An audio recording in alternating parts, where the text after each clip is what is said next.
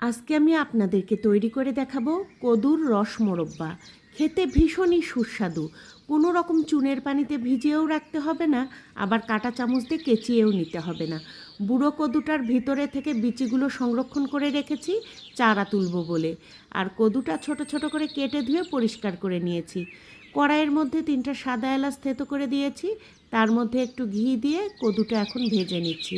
একটু সোনালি রং হলেই ভাজাটা কমপ্লিট হবে। খুব সুন্দর করে ঢাকনা না দিয়েই ঘিয়ের মধ্যে এটা ভেজে নিতে হবে, তাহলে খুবই ফ্লেভার হবে।